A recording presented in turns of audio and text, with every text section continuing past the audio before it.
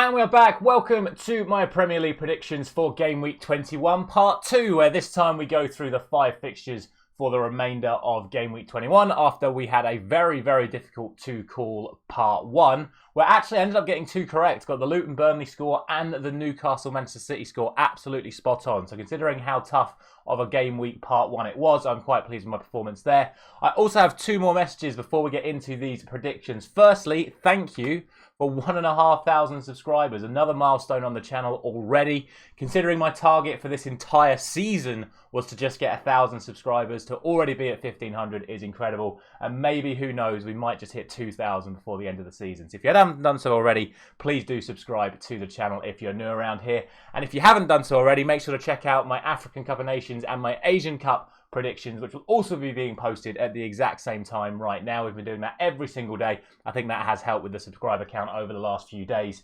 But yeah, make sure you're checking out that series as well. We've been doing that daily and we've been having a lot of fun on that as well. Let's now move back, of course, to the Premier League. It is Game Week 21 Part 2. 5 more fixtures to talk about, as I said, and let's get into them right now. And we start off with Saturday lunchtime's game, which is, of course, between Arsenal and Crystal Palace. And, of course, realistically, I think this is only going to go one way. Palace have been a little bit better in the last couple of games, but Arsenal have been still very, very strong. They have, of course, fallen away off the top of the Premier League. They're going to be looking to get themselves back in and amongst that title fight.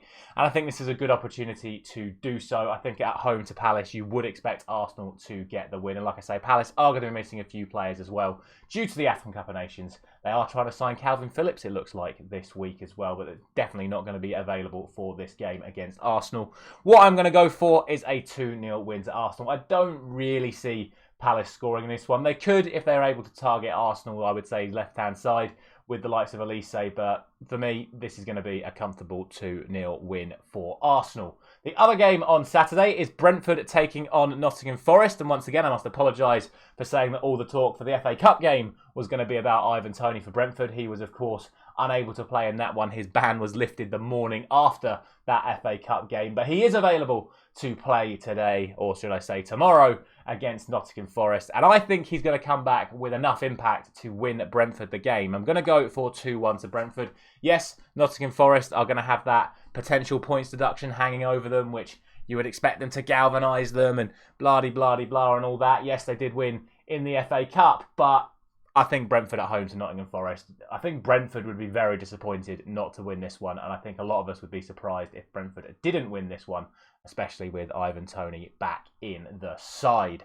On to Sunday's games, and we start off with Sheffield United taking on West Ham, and if there was ever an opportunity for Sheffield United to beat West Ham, it was going to be in this fixture. West Ham, of course, without Kudus, who was phenomenal for Ghana last night. More on that in the AFCON video in a moment. And, of course, Jared Bowen, it looks like he should be available, but Paqueta's still out injured. Antonio's obviously still out injured for West Ham. They're basically very, very short on attacking options. Ben Rama, obviously, also away at the African Cup of Nations as well. So, for Sheffield, especially at home, this is going to be an opportunity for them to beat West Ham. West Ham were, of course, knocked out of the FA Cup in the replays as well during the week. So, real pressure on them to produce a result in this one. And I think this is a real opportunity for Sheffield United to capitalise. However, I don't think they're good enough to score more than 1 goal. Will Ben Brereton Diaz make the difference that they need to secure their survival for next season? I'm not so sure. I'm going to go for a 1-1 draw in this one. I definitely think West Ham will score. It's just going to be a case of how many can Sheffield score. But we shall see. Tough one to call this one. I'm going for a 1-1 draw. And speaking of tough ones to call, the other game on Sunday between Bournemouth and Liverpool, I think is a very tough one to call. And a lot of people are going to be expecting Liverpool to win this one fairly comfortably, but everyone expected Liverpool to win this one fairly comfortably last year. They won 9-0 at Anfield and then lost away to Bournemouth. A lot of people seem to forget that. I don't think Liverpool fans will have forgotten that, and I don't think Jurgen Klopp would have forgotten that. But since then, Bournemouth are playing a hell of a lot better than they were last season. And Liverpool going into this game are going to be without Mohamed Salah, without Trent, without Robertson, without Szoboszlai, and I think a couple of others are unavailable as well. Again, obviously more on Salah in the other video today, but it looks like he's picked up a hamstring injury, which will probably see him miss the rest of AFCON as well as the few Liverpool fixtures after AFCON as well, if that hamstring injury is more severe. So Liverpool need to be ready to put in some good performances without Mohamed Salah, but over the last few years, that's proven to be very difficult for them. So I'm not quite confident enough to sit here and say Bournemouth win this game. I really want to, but I feel like I'd be being far too biased if I said that Bournemouth were going to win this game. So I'm going to go for a 2-2 draw. I can just think that's the way this game's going to go. I think it's going to be open. There's definitely going to be goals for both teams in this one, in before it's 0-0.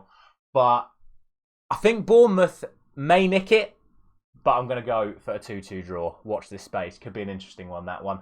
And then finally, on the Monday Night Football, it is Brighton taking on Wolves. And again, another really tough one to call. Both these sides are a bit inconsistent at the moment. Brighton have produced a couple of good results recently. Wolves, in their 2 FA Cup games against Brentford, in my opinion, were pretty poor, to be honest. To be fair, they did get a player sent off in the first game, but then in the second game, to have the full 11, to have 120 minutes and only win it in extra time, I think that's a little bit poor from Wolves. I think they should have been beating Brentford over those 2 games. Brighton, on the other hand, at home are still very strong. Both sides missing key players, Mitoma and Hwang Hee-chan, both at the Asian Cup for their respective countries. So big key players missing for both sides. However, Wolves do have Neto back.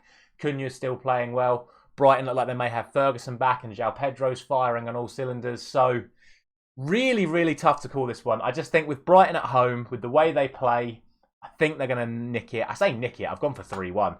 But I think this could be another interesting game. I think there could be a lot of goals in this one. And as we already know, with Brighton, there's going to be goals at both ends, as there always is. But I'm going to edge it in Brighton's favour. I'm going for 3-1. And that'll round off today's video. Before we go, though, as always, let me know all of your thoughts down in the comments section. And make sure to check out that Asian Cup and AFCON predictions video, which will also be going live right now on the SO99 channel. So thank you very much for watching. Hopefully I'll see you over there in the other video.